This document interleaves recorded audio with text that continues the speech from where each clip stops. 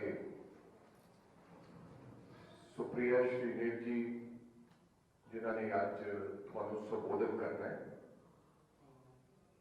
पूरे देश भर दे विच अज कांग्रेस पार्टी प्रेस कॉन्फ्रेंस कर रही है। जिस प्रकार जो घटनाक्रम राहुल जी को लैके उन्होंने सदस्यता को लैके होया, किस प्रकार उन्होंने केस के राही 2 साल की सजा की और नाल दी नाल उन्होंने डिस्क्वालीफिकेशन हुई। उहदे साडे नाल साडे सीनियर लीडर भी है, सुप्रिया जी तुहानू विस्तारपूर्वक दसणगे कि किवें किवें ये घटना को अंजाम देना है। बेनती करूंगा कि सुप्रिया जी तुहानू संबोधित करें। Thank you. Thank you very much. आप सबको मेरा सत श्री अकाल। सम्मानित मंच और यहाँ पर आए हुए मेरे मीडिया के साथियों, मैं आपको पहले एक कहानी सुनाना चाहती हूँ और उस कहानी से आप निष्कर्ष निकालिए कि क्या अन्याय हुआ है, क्या मिस्टीरियस सर्कमस्टेंसेस थे या नहीं थे। एक प्रोसेस होता है रिवर्स इंजीनियरिंग। आपको पता है रिजल्ट मुझे ये चाहिए तो मैं पीछे के कदम बनाना शुरू करता हूं। रिवर्स इंजीनियरिंग के इस प्रोसेस में मोदी सरकार ने मन बना लिया था कि राहुल गांधी जी की सदस्यता को रद्द करना है, सदस्यता को खत्म करना है। और वो मन तब बना जब 7 फरवरी 2023 को राहुल गांधी जी ने 50 मिनट के अपने संबोधन में नरेंद्र मोदी और गौतम अडानी की कलई खोलकर रख दी, उनका बेनकाब कर दिया, उस सच्चाई का पर्दाफाश कर दिया जो आज सारा देश पूछ रहा है। ये रिश्ता क्या है अडानी और मोदी का, और अडानी पर इतने मेहरबान क्यों है मोदी और जांच क्यों नहीं कराते हैं। रिवर्स इंजीनियरिंग ये थी कि हमें इनको डिस्क्वालीफाई करना है, इनकी सदस्यता रद्द करनी है, क्योंकि जब जब ये सदन में बोलेंगे तब तब और पर्दाफाश होगा। तो रिवर्स इंजीनियरिंग में रिजल्ट पता था, अब उसके लिए ट्रिगर चाहिए था। ट्रिगर क्या हो सकता है? एटलीस्ट 2 साल की सजा इनको मिले जिससे कि इनकी सदस्यता रद्द हो जाए, ये ट्रिगर था। अब उस ट्रिगर के लिए एक ऐसा केस चाहिए था कि वो काम तुरंत हो जाए। तो बाकी जो फर्जी केसेस में फंसाया हुआ है इन्होंने राहुल जी को, उसमें तो तुरंत कार्रवाई हो नहीं सकती थी। तो इन्होंने तुरंत कार्रवाई के लिए एक ऐसा केस ढूंढा जिसमें कि इनको तुरंत सजा हो जाए। और वो केस इनको सूरत की एक अदालत में मिला जो कि डोरमेंट पड़ा हुआ था, डेड पड़ा हुआ केस था। और एक ऐसा केस था जिसमें याचिकाकर्ता ने, जो पेटिशनर है, उसने हाई कोर्ट में जाकर उस कार्रवाई पर रोक लगाने के लिए एप्लीकेशन डाली हुई थी, रोक लगी हुई थी। उस केस को पुनर्जीवित किया जाता है, वो एप्लीकेशन विड्रॉ करी जाती है, अभी उसके बारे में बात करूंगी। 15 से 20 दिन के अंदर सारी कार्रवाई हो जाती है, जजमेंट रिजर्व हो जाता है और 23 मार्च को जजमेंट आता है। और जजमेंट आता है 2 साल की सजा का। ये अनप्रेसिडेंटेड है। इंडिया की न्यायपालिका, इंडिया की जुडिशियल हिस्ट्री में आज तक अवमानना के लिए जिस जुर्म में उनको फंसाया जा रहा था उसके लिए कभी भी 2 साल की सजा नहीं मिली है। लेकिन ये 2 साल की अगर सजा नहीं मिलती तो राहुल गांधी को डिस्क्वालीफाई ये नहीं कर पाते। अगर सजा 1 साल 11 महीने 29 दिन की होती तो राहुल गांधी जी का डिस्क्वालिफिकेशन नहीं होता। तो मैं आपके सामने ये कहानी इसलिए बयां कर रही हूं क्योंकि रिजल्ट जो मोदी सरकार चाहती थी वो था कि राहुल गांधी जी सदन में ना रहे, उनकी सदस्यता रद्द करी जाए, और सारा स्वांग रचा गया कि कैसे उस निष्कर्ष पर पहुंचा जा सके। और कुछ भी और कहने से पहले मैं 3 तथ्य आपको और बताना चाहती हूं। राहुल गांधी जी का माइक स्विच ऑफ किया जाता है। वो 7 तारीख का जो उद्बोधन करते हैं, जो भाषण देते हैं, उसके 18 अंक एक्सपंज किए जाते हैं। और वो सारे अंक हैं, मैंने क्योंकि वो खुद से देखा और पढ़ा है, वो सारे अंक हैं जहां पर मोदी और अडानी का साथ में नाम आ रहा है। कोई फैक्चुअल इंफॉर्मेशन एक्सपंज नहीं करी गई है, शब्द एक्सपंज किए गए। जहां जहां मोदी और अडानी का नाम साथ आ रहा है वो 18 अंक एक्सपंज कर दिए जाते हैं। भारत जोड़ो यात्रा के 45 दिन बाद एकदम से दिल्ली पुलिस जागती है, उसको नाम चाहिए महिलाओं के। 3 दिन में 2-2 बार राहुल गांधी जी के घर दिल्ली पुलिस पहुंच जाती है। उनकी सदस्यता रद्द करने के लिए एक जजमेंट आ जाता है, 2 साल का उनको सजा मिलती है और उससे उनकी सदस्यता चली जाती है। तो ये जो सारा प्रकरण है, ये जो स्वांग रचा गया, ये दिन दहाड़े लोकतंत्र की हत्या, लोकतंत्र का चीरहरण और विपक्ष की सबसे मजबूत आवाज को, जो आपकी आंख में आंख डालकर मोदी और अडानी के संबंध पूछता है, उसको चुप कराने का प्रयास है। लेकिन वो डरपोक कायर तानाशाह ये भूल गया कि जितना आप सच को दबाइएगा उतनी ताकत से सच को भरता है। सच की ये ताकत है, आप सच पर जितना दबाव बनाइएगा, सच वहां से और तमाम जगह से उसी ताकत से उभरता है। और वही हुआ। राहुल गांधी जी 4 बार के सांसद हैं। जनता ने चुनकर उनको अपना आशीर्वाद देके सदन में पहुंचाया, और जैसा कि हर सांसद को घर मिलता है, उनको भी घर मिला।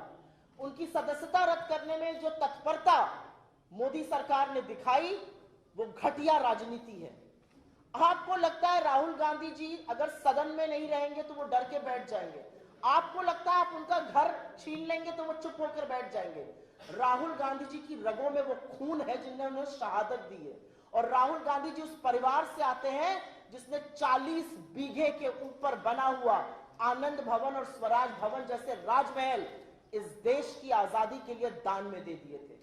वो उस दादी के पोते हैं जिसने अपने सारे जेवर 1962 के भारत चीन युद्ध में भारत के राजकोष में दान में दे दिए थे। आपको लगता है राहुल गांधी जी को इससे फर्क पड़ेगा?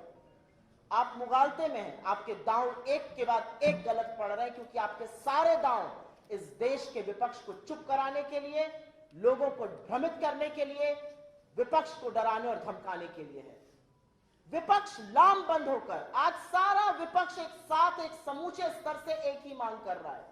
अडानी के ऊपर आक्षेप बहुत सारे हैं, अडानी के ऊपर आक्षेप बहुत गंभीर हैं, आरोप बहुत गंभीर हैं। उनकी जांच कराइए, जेपीसी गठित करिए।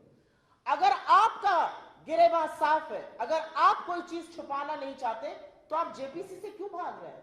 75 साल में पहली बार सत्ता पक्ष सदन नहीं चलने दे रहा है। सत्ता पक्ष नारेबाजी करता है, वेल में आता है, अवरोध पैदा करता है कि सदन ना चले, क्योंकि सदन चलेगा तो अडानी और मोदी की बखिया और उधेड़ी जाएगी। और अब ये क्या डर गए? अब तो परत दर परत खुलती जा रही है अडानी और मोदी की, और जिसको रंग पोत कर एक छवि बनाई गई थी, वो छवि ध्वस्त हो गई है।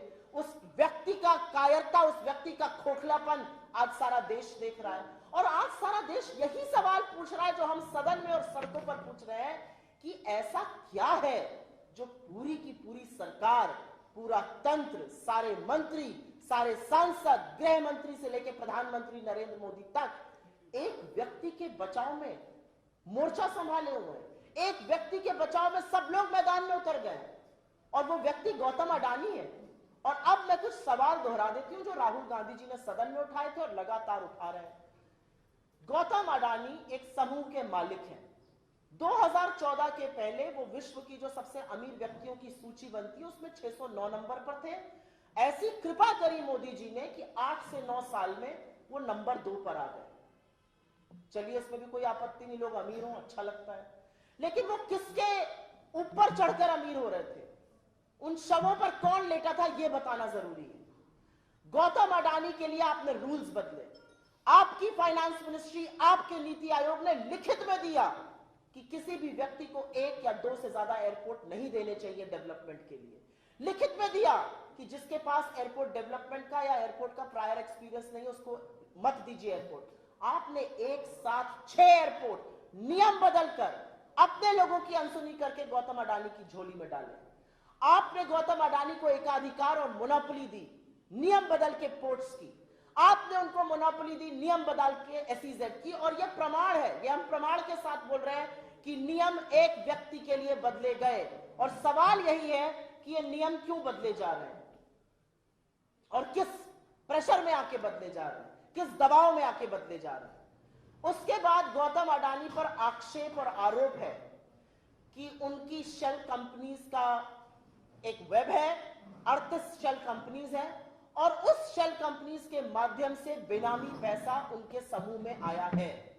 गौतम अडानी इस देश के पोर्ट्स के, एयरपोर्ट्स के, रिन्यूएबल एनर्जी के, सीमेंट के, तमाम ऐसे क्षेत्र के, डिफेंस के एकाधिकार, he is a leading monopoly in these sectors. और सरकार को फर्क नहीं पड़ता है चीनी नेशनल का नाम आ रहा है, चाइनीज नेशनल का, सरकार को फर्क नहीं पड़ता कि अगर बेनामी पैसा आ रहा है तो ये किसका पैसा है और ये उन क्षेत्रों में आ रहा है जो हमारे लिए स्ट्रेटेजिक, रणनीतिक और घातक साबित हो सकते हैं। अगर कोई और होता तो सरकार की ईडी, सरकार का सीबीआई, सरकार का directorate of revenue intelligence, income tax department, SFIO, MCA, RBI, SEBI, IRDA, her agency लग गई होती। लेकिन गौतम अडानी की जांच नहीं करना चाहती है सरकार। और एक बहुत बड़ा प्रश्न ये उठता है कि गौतम अडानी के समूह में एलआईसी और एसबीआई ने पैसा क्यों लगाया। Domestic mutual fund Gautam Adani के समूह में पैसा नहीं लगाते हैं।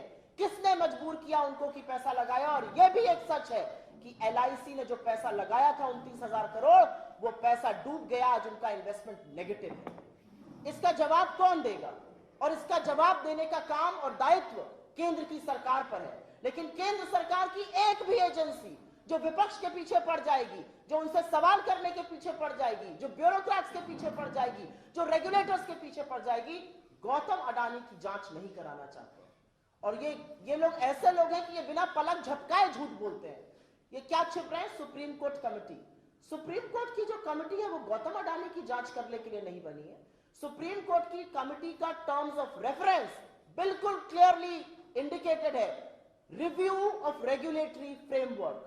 वो नहीं पूछ रहे कि 82 गुना कैसे उनके स्टॉक्स बढ़ गए, वो नहीं पूछ रहे कि ये जो 20,000 करोड़ है ये किसके लगे हैं अडानी समूह में, वो नहीं पूछ रहे कि शेल कंपनीज किसकी हैं, वो नहीं पूछ रहे कि ये जो चीनी नेशनल है ये कौन है। ये काम सरकार का है और सरकार ये काम करना नहीं चाहती है। और हमारे लिए मुद्दा इसलिए जरूरी है क्योंकि जब गौतम अडानी 1600 करोड़ रुपए प्रति मिनट कमा रहे थे तो इस देश के लाखों लघु मध्यम उद्योग, लाखों एमएसएमईज लगातार बंद हो रहे थे। जब गौतम अडानी 609 नंबर से 2 नंबर की कुलाचे मार रहे थे तो 83% इस देश की आबादी की आय घट रही थी और उसके बारे में इन्होंने कुछ नहीं किया। उसके बाद आप इनसे महंगाई की बात करिए तो ये कहते हैं हम लहसुन प्याज नहीं खाते। आप इनसे रोजगार की बात करिए, कहते हैं पकौड़े तल लो। आप इनसे चाइना की बात करिए, ये कहते हैं कोई घुसा हुआ नहीं है। आप इनसे अडानी की बात कर लीजिए तो 2 घंटा 40 मिनट नरेंद्र मोदी 2 सदनों में बोलते हैं, कांपते हाथों से पानी पीते हैं क्योंकि डर के मारे गला सूखता है। जो सवाल राहुल गांधी ने उठा दिए, लेकिन उसके बाद भी ये कहते और करते कुछ नहीं है अडानी पर। तो सवाल बनेगा कि सारी सरकार, सारा तंत्र, सारी एजेंसीज क्यों इस्तेमाल करी जा रही है गौतम अडानी को बचाने के लिए। और मैं राहुल गांधी की बात कर लेती हूं, जो व्यक्ति 4000 किलोमीटर की पदयात्रा तय करता है कन्याकुमारी से कश्मीर, और इस आशय से करता है कि जो सपने और जो हौसले बिखर गए इस देश के उसको जोड़ना है मुझे, जो इस आशय से करता है कि हर धर्म, हर जात, हर समुदाय, स्त्री या पुरुष, हम सब एक बराबर हैं और हम सब का हक है हिंदुस्तान में। आपको लगता है कि वो किसी का अपमान कर सकता है? क्या वाहियात बातें करती है भारतीय जनता पार्टी। आज पूरी की पूरी भारतीय जनता पार्टी बेनकाब हो चुकी है। आज भारतीय जनता पार्टी बचाव कर रही है, डिफेंस कर रही है, डिफेंड कर रही है उन भगोड़ों को जो हिंदुस्तान के लाखों करोड़ रुपए की चपत लगाकर चोरी कर इस देश से भाग गए और 9 साल से प्रधानमंत्री और पूरी उनकी सरकार झुंझुना बजाती रही, आपकी आंखों में धूल झोंकती रही, लेकिन एक भी व्यक्ति को ला नहीं पाए। कहां है नीरव मोदी, कहां है ललित मोदी, कहां है मेहुल भाई? क्यों नहीं ये लोग वापस देश लाए जा पा रहे हैं? क्योंकि कहीं ना कहीं सबकी साठ गांठ है, कहीं ना कहीं जिसको इस देश की हिफाजत करनी थी, जिसको इस देश के लिए खड़ा रहना था, वो इन चोरों की हिफाजत कर रहे हैं। मुझे समझ में नहीं आता क्योंकि राजनीति और सार्वजनिक जीवन में नैतिकता से भरा कुछ नहीं होता है। क्या सरकार की नैतिकता है कि आप भगोड़ों को आज बचाव कर रहे हैं, आप चोरों का बचाव कर रहे हैं, आप गौतम अडानी के उन आक्षेपों का बचाव कर रहे हैं जिसमें कहा जा रहा है कि वो बेनामी पैसा इस देश में ला रहे हैं, उसमें चीनी लोग इन्वॉल्व है। क्या हो गया है इस सरकार को? लेकिन ये देश देख रहा है और ये देश देख रहा है कि आपके जुल्म की जो ताकत है और पूरी ताकत से आप जुल्म कर रहे हैं। आप राहुल गांधी के ऊपर अपनी पूरी ट्रोल आर्मी छोड़ते हैं, वो कहते हैं मुझे फर्क नहीं पड़ता, मैं आपसे सीखता हूं। आप राहुल गांधी के ऊपर अपने सारे के सारे सांसद और मंत्री छोड़ देते हैं, वो अनर्गल झूठ बोलते हैं। यूके में उन्होंने ये कहा, यूके में उन्होंने वो कहा, उनको सदन में आकर बात करनी चाहिए। लिखित in writing he has asked for permission from the speaker, in writing twice, मुझे सदन में बोलने का मौका दिया जाए। मिलकर बोला स्पीकर से मुझे सदन में बोलने का मौका दीजिए, और स्पीकर उनसे हंस के कहते हैं वो मैं कर नहीं सकता हूं, मेरे साथ एक कप चाय पी लीजिए। क्यों नहीं कर सकते स्पीकर? क्योंकि सबको पता था कि अगला भाषण फिर अडानी पर होगा और फिर बखिया उधेड़ी जाएगी नरेंद्र मोदी और गौतम अडानी की। तो सबसे अच्छा है संसद ही मत चलने दो, सदस्यता रद्द कर दो। और इस तरह के जुल्म राहुल गांधी के लिए नए नहीं है। आपके ट्रोल, आपके मंत्री, आपका तंत्र, आपकी एजेंसी क्या उन्हें भयभीत कर सकते हैं? जब एक व्यक्ति खड़ा होकर यह कह देता है कि मैं हर कीमत चुकाने के लिए तैयार हूं, जिस व्यक्ति ने लोगों के घर में तो छोड़िए लोगों के दिल में घर कर लिया है, उस व्यक्ति के लिए आज पूरा देश अपने घरों के दरवाजे खोल के खड़ा हो गया है। आप देख रहे हैं ना सोशल मीडिया पे क्या ट्रेंड्स चल रहा है, मेरा घर आपका घर। हर व्यक्ति यह कह रहा है कि ऐसे व्यक्ति जो हमारे हक के लिए लड़ रहा है उसके लिए हमारे घर के दरवाजे खुले हैं। और मैं अंत में सिर्फ एक बात कहूंगी और यह बात कहनी जरूरी है। नरेंद्र मोदी और उनकी सरकार को लगता है कि बिना सत्ता के या बिना सदस्यता के राहुल गांधी चुप हो जाएंगे। सत्ता की जरूरत नरेंद्र मोदी को है और इसलिए प्रधानमंत्री मोदी को सत्ता की जरूरत है, क्योंकि अगर उनके पास सत्ता नहीं रहेगी तो वो विपक्ष को प्रताड़ित कैसे करेंगे, लोगों के यहां ईडी कैसे भेजेंगे, लोगों के यहां सीबीआई कैसे भेजेंगे। नरेंद्र मोदी जी को सत्ता की जरूरत इसलिए है क्योंकि अगर सत्ता नहीं होगी तो भारत के सदन की कार्यवाही को लोकसभा टीवी 16-16, 17-17 मिनट के लिए म्यूट कैसे करेगा। अगर उनके पास सत्ता नहीं होगी तो सांसदों के माइक कैसे ऑफ करेंगे। अगर उनके पास सत्ता नहीं होगी तो राहुल गांधी की सदस्यता कैसे रद्द की जाएगी। लेकिन राहुल गांधी को सत्ता की इसलिए जरूरत नहीं है क्योंकि वो सच के साथ खड़े हैं और सच का साथ देना सबसे बड़ा पराक्रम है। जिसके दिल में सच और साहस है वो गांधी की राह पर है और महात्मा गांधी हमारी प्रेरणा है। यह अलग बात है कि प्रधानमंत्री मोदी को भी वैधता तो गांधी के नीचे ही सर झुकाकर मिलती है। मेरा अपना मानना है ये लंबी लड़ाई है।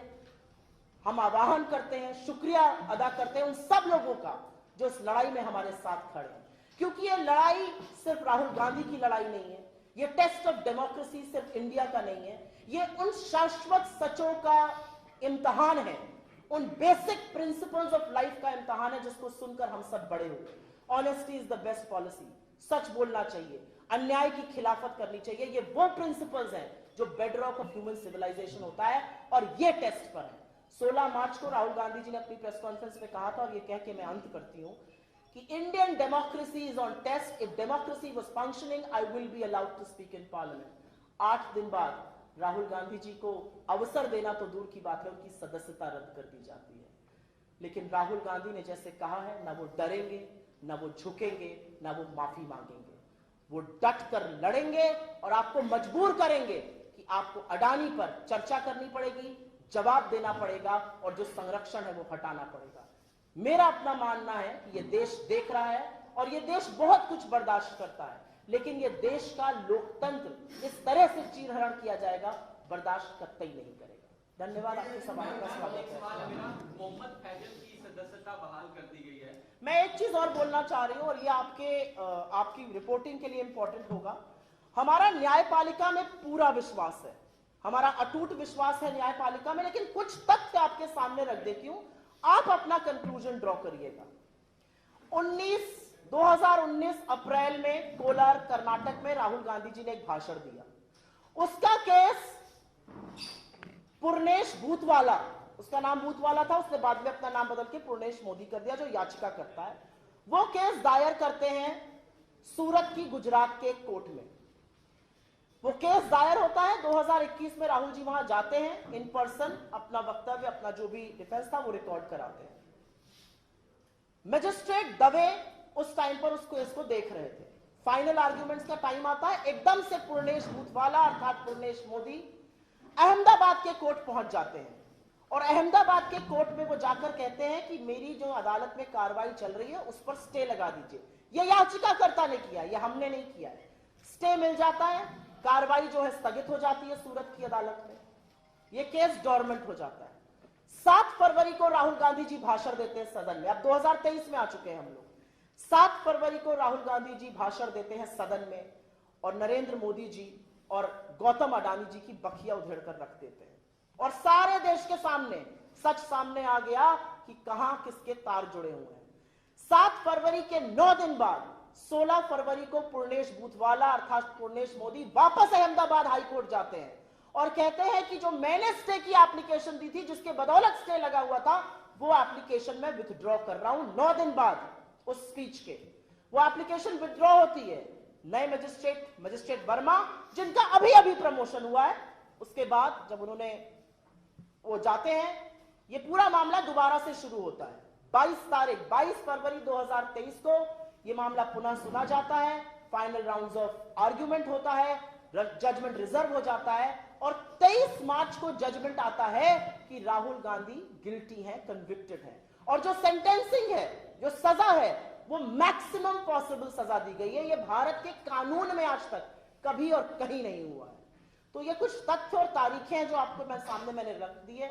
इस मंच से मैं मजिस्ट्रेट जस्टिस वर्मा को अभी कंग्रेचुलेशंस कहना चाहती हूँ, बधाई देना चाहती हूँ। जजमेंट के बाद उनकी पदोन्नति हुई है और ये सिर्फ वो तथ्य हैं जो इस देश को जानने जरूरी है कि एक गवर्नमेंट पड़ा केस जहां पे याचिकाकर्ता स्टे लेकर आता है, स्टे की एप्लीकेशन विथड्रॉ करता है, जब अडानी के खिलाफ बयान होता है, मजिस्ट्रेट बदल जाता है, जजमेंट आता है, मजिस्ट्रेट की पदोन्नति होती है। मैंने कोई आक्षेप नहीं लगाया है, कुछ तथ्य आपके सामने रखने का काम किया है। The conclusion to be drawn is on your account, not ours. I'll go one by one. Please wait. मैं एक सवाल पूछना चाहता हूँ और मैं पंजाब किसी से हूँ, यहाँ अश्विनी मेरा नाम है। लगातार आप लोग अडानी वाले मामले को लेके कांग्रेस अग्रेसिव है और वो कह रही है कि राहुल गांधी ने जो अडानी के मामले को संसद में उठाया उसके बाद ये सब कुछ हुआ। इसके साथ ही विपक्ष भी, मतलब जो सत्ता पक्ष है, वो भी एक कांग्रेस लेके आया है कि रॉबर्ट वाड्रा का भी तो था अडानी के साथ इस चीज को, जबकि ऑलरेडी पैरेलल अडानी के साथ एक संबंध है, आपके संबंध है, इस पे आप ये सारी बातें ध्यान भटकाने के लिए हैं। बिल्कुल होगा, उनकी कोई तस्वीर भी होगी उनके साथ। रॉबर्ट वाड्रा इस देश के प्रधानमंत्री हैं। 9 साल से इस देश का प्रधानमंत्री नरेंद्र मोदी जी हैं और सवाल सत्ता से, संसाधन से, संस्थाओं से उनसे पूछे जाएंगे। रॉबर्ट वाड्रा ने तो 609 नंबर से 2 नंबर पर नहीं ले आए गौतम अडानी जी को। रॉबर्ट वाड्रा जी ने तो मुझे नहीं लगता कि उड्डयन मंत्रालय के रूल्स बदलकर उनको 6 एयरपोर्ट दे दिए, जबकि फाइनेंस मिनिस्ट्री और नीति आयोग ने आपत्ति जताई थी। मुझे नहीं लगता श्री वाड्रा ने उनके लिए एसईजेड और पोर्ट्स के रूल बदले। मुझे नहीं लगता कि उन सब लोगों के खिलाफ ईडी और इनकम टैक्स और सीबीआई के केसेस कर दिए गए, फिर वो केसेस एनसीएलटी में चले जाते हैं, एनसीएलटी से वो एसेट बिकते हैं और वो सब गौतम अडानी की गोदी में आ जाते हैं। मुझे तो नहीं लगता कि उनका ये पावर भी है और वो सत्ता में भी है कि ये सब कर सकते हैं। तो जिसने ये किया, सवाल तो उसी से पूछा जाएगा ना। आप तमाम तस्वीरें दिखाते रहिए, क्या तस्वीरें लोगों को चुप करा देंगी? और मुझे ऐसा लगता है कि ये कहीं पर भाजपा का नैतिक दिवालियापन तो दिखाता ही, ये मानसिक दिवालियापन भी दिखाता है कि आपकी तस्वीरें, हाँ है तस्वीर, लेकिन 9 साल से सत्ता में आप हैं। आपके रहमो करम के चलते जो हुआ है गौतम अडानी के साथ वो हुआ है। आपके रहमो करम के चलते आज सवाल पूछा जा रहा है कि 20,000 करोड़ किसके हैं, कहां से आए अडानी की कंपनी में। ये तो श्री वाड्रा नहीं ला सकते। तो मुझे लगता है कि ये बेमानी बात है और ये सिर्फ मुद्दे से भटकाने की बात है। लेकिन एक्चुअल प्रॉब्लम क्या है कि जो कायर होता है ना, जब वो झूठ भी बोलता है तो अपनी और बखिया उधेड़ता है, और वही काम हो रहा है। मैडम, सांसद मोहम्मद फैजल की जो सदस्यता रद्द की गई थी उसको बहाल कर दिया गया। वो पहले हाई कोर्ट गए, उसके बाद आज सुप्रीम कोर्ट में उनकी सदस्यता बहाल कर दिया। तो राहुल गांधी भी इस तरह का कोई स्टेप लेने वाले हैं कि निचली अदालत ने जो फैसला किया उसके खिलाफ? राहुल गांधी जी की लीगल स्ट्रैटेजी क्या होगी, वो क्या करेंगे, उनका अगला कदम क्या होगा, वो कौन से कोर्ट जाएंगे, पिछले 96 घंटे से मैं ये बड़ी सारी नसीहत भाजपा वालों के मुंह से सुन रही हूँ। प्रेस कॉन्फ्रेंस कर करके बोल रहे हैं वो फलाने कोर्ट क्यों नहीं जा रहे हैं, उनकी लीगल टीम काम नहीं कर रही है। प्रभु, अपनी मुफ्त की लीगल सलाह अपने पास रखिए, अपना टाइम अडानी की जांच कराने में बिताइए, अपना टाइम महंगाई को कम करने में बिताइए, अपना टाइम रोजगार दिलाने में बिताइए। हमारे पास लॉयर्स हैं और ये हमारा अधिकार क्षेत्र है, हम क्या करेंगे। और मुझे नहीं लगता कि एक प्रेस कॉन्फ्रेंस में या एक टीवी डिबेट में बैठकर हम अपने रणनीतिक फैसले लेंगे। ये राहुल गांधी जी का प्रेरोगेटिव है, उनकी बहुत अच्छी लीगल टीम है, ये डिसाइड करेगी and he will come back with the conclusion. कल केजरीवाल ने अपने हाउस में कहा कि पैसा अडानी का लगा, अडानी को लगा है, ये सारा का सारा पैसा मोदी का पैसा लगा हुआ है। तो कांग्रेस क्यों नहीं सीधे सीधे कहती, इससे क्यों बच रही? कांग्रेस ने पहला सवाल उठाया इस पे, राहुल गांधी जी की सदस्यता गई है क्योंकि हमने अडानी की बकिया उधेड़ी है। असलियत यह है कि कांग्रेस अगर ना इसके फोरफ्रंट पे रहती तो अडानी का नाम कब का लुप्त हो चुका होता। आप कह रहे हैं हम आगे से नहीं बोल रहे हैं, हमारे सबसे बड़े नेता की सांसद ही चली जाती है और आप कह रहे हैं हम आगे से नहीं बोल रहे हैं। राहुल गांधी जी ने एक सवाल इस देश के सामने रखा है, इस देश को भी तो कुछ पूछना। एक मिनट मुझे बोल लेने दीजिए। 20,000 करोड़ किसके हैं? 5.9 बिलियन डॉलर उनकी कंपनी में एफडीआई में आए, 2.6 बिलियन डॉलर, लगभग 3 बिलियन डॉलर, करीब 20,000 करोड़ रुपए, एक्चुअली उससे ज्यादा है, करीब 20 से 23,000 करोड़ रुपए ऑफशोर की उन कंपनी से आए जो शेल कंपनीज हैं। ये पैसा किसका है? और मैं तो अपनी नेता की बात को दोहराऊंगी, अडानी इंफ्रास्ट्रक्चर बिजनेस में उनके पास इतना कैश फ्लो हो ही नहीं सकता। अब ये तो एक मिनट, कुछ तो जांच सरकार भी करेगी ना। सरकार ट्रोल बनने के लिए, सरकार फालतू के आक्षेप लगाने के लिए, सरकार बिना पलक झपकाए झूठ बोलने के लिए, सरकार सिर्फ दोस्ती निभाने के लिए तो नहीं बिठाए गए ना। सरकार में सरकार की एजेंसियां हैं, डायरेक्टरेट ऑफ रेवेन्यू इंटेलिजेंस है, इनकम टैक्स है, सीबीआई है, ईडी है, आरबीआई है, सेबी है, इंश्योरेंस रेगुलेटर है। ये सब लोग हरकत में आए ना। अगर हम ही आक्षेप लगाएं, हम ही सारे जांच कर दें तो हम सरकार चलाएंगे ना। सरकार जो चला रहा है उसके सामने हमने एक आक्षेप रखा है और ये सारी दुनिया कर रही है। और मैं आपकी जानकारी के लिए बता दूं, हमारी सरकार के मुंह पर ताला लगा होगा, हमारी सरकार के मुंह में दही जमी है, लेकिन दुनिया की सारी संस्थाएं अडानी के खिलाफ प्रोब कर रही हैं। यूके का fair price regulator, Elara capital जो अडानी में पैसा लगाता है उनके खिलाफ और अडानी के खिलाफ इन्वेस्टिगेशन कर रहा है। डाउ जोन्स और एसएनपी ने अडानी के स्टॉक्स को अपने इंडेक्स से निकाल दिया। स्टैंडर्ड चार्टर्ड, क्रेडिट स्विस और सिटी बैंक कहता है हम इनके बॉन्ड नहीं लेंगे। कल जो रिपोर्ट आई है उसमें तमामों ऐसी बातें आई हैं जो उनकी शेल कंपनीज के बारे में। तो अगर सवाल भी हम पूछेंगे, साक्ष्य भी हम देंगे, तो ये लोग क्या करने के लिए बैठे हैं? झुंझुना बजाने के लिए? नहीं, जवाब तो उनको देना पड़ेगा। समझिए क्वेश्चन है। अभी जो पंजाब का सिनेरियो है उसमें सरकार और बीजेपी के लेवल पे पूरा ये खालिस्तान मूवमेंट हो रहा है। I want to stick to this topic. आज हमारी ये विशेष प्रेस कॉन्फ्रेंस इसी पर है, तो आप मुझे क्षमा करिएगा, किसी और दिन हम आपके बाकी सवाल लेंगे। हमारे पीसीसी इंचार्ज, लेकिन उनके जवाब को देने दीजिए, आप ही के मित्र हैं, आप ही के मित्र से चौधरी, ये आपको कभी और जरूर बोलेंगे, but not today. Thank you. Jalandhar bypoll की डेट अनाउंस हो गई, किस तरह से देखते हैं? 10 तारीख को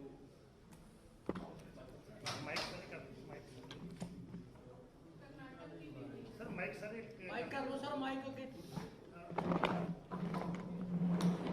आ जाएंगे क्या?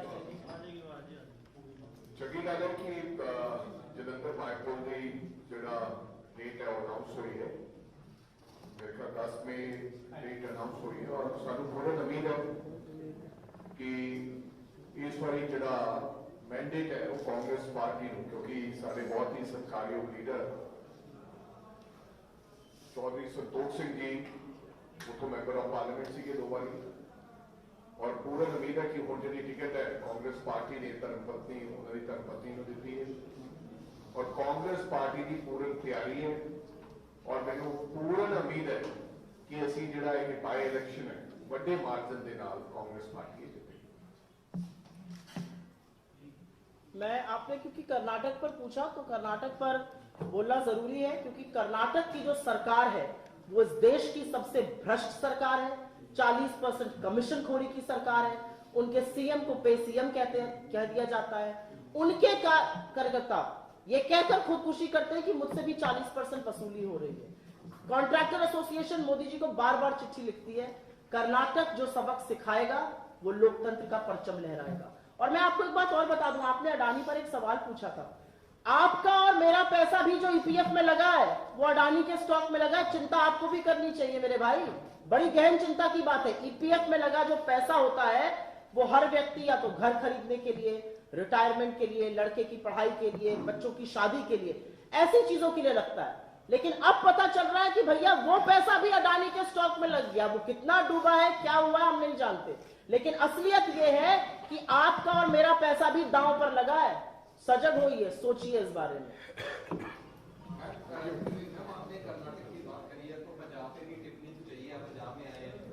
आप ये दे देंगे ना, बिल गिव इट। नहीं, not from bill give it. I am here to do a a special press conference. I hope you will appreciate that. नहीं पंजाब में मैं लेने के लिए बैठा हूँ राहुल जी ਆਪਾਂ ਰੋਜ਼ ਹੀ ਕਰ ਰਹੇ ਹਾਂ ਉਹਦੇ ਤੇ ਗੱਲ ਯਾਰ ਜੇ ਉਹ ਸਪੈਸ਼ਲੀ कर्नाटक की गल कीते पंजाब दी ਦੇਖੋ ਉਹਨਾਂ ਨੇ ਕਰਨਾਟਕਾ ਦੀ ਇਲੈਕਸ਼ਨ ਦੀ ਗੱਲ ਕੀਤੀ Election announced ਜਨਰਲ ਬਾਈ ਇਲੈਕਸ਼ਨ ਬਾਰੇ ਤਾਂ ਦੱਸ what is going to ask for by election He just spoke on ਮਾੜੀ by-election. ਜੀ ਗੱਲ ਪੰਜਾਬ ਬਾਰੇ ਨਹੀਂ ਕਰਨੀ ਹੁਣ ਤੁਸੀਂ ਕਰ ਦਿਓ ਨਾ ਪੰਜਾਬ ਦੇ ਹਾਲਾਤਾਂ ਇਹ ਕੋਈ ਸਵਾਲ ਹੈ ਤੁਹਾਡਾ ਤਾਂ ਹਾਂਜੀ ਸਰ ਸਰ ਕਿਉਂਕਿ ਮੈਂ ਇਹ ਚਾਹੁੰਦਾ ਸੀਗਾ ਕਿ ਅੱਜ ਦੀ ਜਿਹੜੀ ਸਪੈਸ਼ਲ ਕਾਨਫਰੰਸ ये वक्त पंजाब को अपनी ठीक है। ਪੰਜਾਬ ਦੇ ਜਥੇਦਾਰ ਜਿਹੜੇ ਨੇ ਸਰ, ਵਾਪਸ ਉਹਨਾਂ ਦਾ ਆਏਂਗੇ ਨਾ। ਟਵਿੱਟਰ ਅਕਾਊਂਟ ਵੀ ਬੈਨ ਕਰ ਦਿੱਤਾ ਆ ਤੇ ਬੱਬੂ ਮਾਨ ਦਾ ਟਵਿੱਟਰ ਅਕਾਊਂਟ ਵੀ ਬੈਨ ਕਰਤਾ ਲਗਾਤਾਰ ਬਹੁਤ ਸਾਰੇ ਟਵਿੱਟਰ ਅਕਾਊਂਟ ਜਿਹੜੇ ਨੇ ਬੈਨ ਕੀਤੇ ਜਾ ਰਹੇ ਨੇ ਜਥੇਦਾਰ ਸਾਹਿਬ ਦਾ ਕਰਨਾ ਬੈਨ ਉਹਨੂੰ ਕਿਸ ਤਰੀਕੇ ਨਾਲ ਦੇਖਦੇ ਹੋ ਦੇਖੋ ਜਥੇਦਾਰ ਸਾਹਿਬ ਦਾ ਟਵਿੱਟਰ ਅਕਾਊਂਟ ਕਿਉਂ ਬੈਨ ਕੀਤਾ ਹੈ ਕਿਸ ਕਰਕੇ ਕੀਤਾ ਹੈ ਇਸ ਬਾਰੇ ਮੇਰੇ ਕੋਲ ਕੋਈ ਮੁਕੰਮਲ ਜਾਣਕਾਰੀ ਨਹੀਂ ਹੈ ਕਿ ਸਰਕਾਰ ਨੇ ਕਿਉਂ ਕੀਤਾ ਹੈ ਬਟ ਮੈਨੂੰ ਲੱਗਦਾ ਹੈ ਕਿ ਜਿਸ ਪ੍ਰਕਾਰ ਦੇ ਹਾਲਾਤ ਬਣੇ ਹੋਏ ਹੈ ਇੱਕ ਦੂਸਰੇ ਤੇ ਟਿੱਪਾ ਟਿੱਪਣੀ ਬਹੁਤ ਸਾਰੀਆਂ ਚੀਜ਼ਾਂ ਹੈਗੀਆਂ ਜਿਹੜੀਆਂ ਕਿ ਮੇਰਾ ਖਿਆਲ ਕਿ ਸਾਨੂੰ ਸਮੇਂ ਸਿਰ ਮੌਕੇ ਸਿਰ ਉਹਨਾਂ ਤੇ ਸਵਾਲ ਚੁੱਕਣੇ ਚਾਹੀਦੇ ਕਾਫੀ ਦੇਰ ਬਾਅਦ ਕਦੇ ਸਰਕਾਰ ਕੁਝ ਕਹਿੰਦੀ ਹੈ ਕਦੇ ਜਥੇਦਾਰ ਸਾਹਿਬ ਦਾ ਕੁਝ ਬਿਆਨ ਆਉਂਦਾ ਔਰ ਮੈਨੂੰ ਲੱਗਦਾ ਕਿ ਅਸੀਂ ਇਹਨਾਂ ਗੱਲਾਂ ਦੇ ਵਿੱਚ ਨਾ ਜਾਂਦੇ ਹੋਏ ਸਾਡਾ ਤਾਂ ਇੱਕ ਹੀ ਸਵਾਲ ਹੈ ਕਿ ਪੰਜਾਬ ਦੇ ਹਾਲਾਤ ਤੇ ਅਮਨ ਔਰ ਕਾਨੂੰਨ ਹੈ ਜਿਹੜਾ ਇਹਦੇ ਵਿੱਚ ਸ਼ਾਂਤੀ ਹੋਣੀ ਚਾਹੀਦੀ ਹੈ ਪੰਜਾਬ ਦੇ ਲੋਕ ਇਸ ਗੱਲ ਨੂੰ ਸਫਰ ਨਾ ਕਰਨ ਜਿਸ ਪ੍ਰਕਾਰ ਦੀ ਇਹ ਤਾਂ ਪਹਿਲੇ ਦਿਨ ਤੋਂ ਜਥੇਦਾਰ ਸਾਹਿਬ ਦੀ ਔਰ ਸਰਕਾਰ ਦੇ ਵਿੱਚ ਖਿੱਚਾਤਾਨੀ ਚੱਲ ਰਹੀ ਹੈ ਉਹ ਕਦੇ ਸਿਕਿਉਰਿਟੀ ਨਹੀਂ ਰਹੀ ਬਟ ਪੋਜੀਸ਼ਨ ਪੰਜਾਬ ਦੇ ਹੋ ਤੁਸੀਂ ਐ ਬਚ ਕੇ ਨਾ ਨਿਕਲੋ ਨਾ ਅਸੀਂ ਬਚ ਕੇ ਬਿਲਕੁਲ ਅਸੀਂ ਬਿਲਕੁਲ ਬਚ ਕੇ ਨਹੀਂ ਨਿਕਲਣਾ ਚਾਹੁੰਦੇ ਟਵਿੱਟਰ ਨਾ आज तो ये प्रेस कॉन्फ्रेंस दूसरे मुद्दे पे है ना इसको क्यों आप अगर सुनिए ट्विटर अकाउंट किसी व्यक्ति का भी ना केवल जथेदार जी का बहुत सारे प्रेस कर्मचारियों के भी ट्विटर अकाउंट बंद किए गए ਅਸੀਂ ਉਦੋਂ ਉਹਨਾਂ ਦੇ ਖਿਲਾਫ ਹੱਕ ਦੇ ਵਿੱਚ ਲਿਖਿਆ ਕਿਸੇ ਵੀ ਵਿਅਕਤੀ ਦੀ ਨਾ ਕੇਵਲ ਜਥੇਦਾਰ ਜੀ ਦੀ ਕਿਸੇ ਵੀ ਵਿਅਕਤੀ ਜੀ ਨੂੰ ਦੀ ਆਵਾਜ਼ ਦਬਾਉਣਾ ਕਾਂਗਰਸ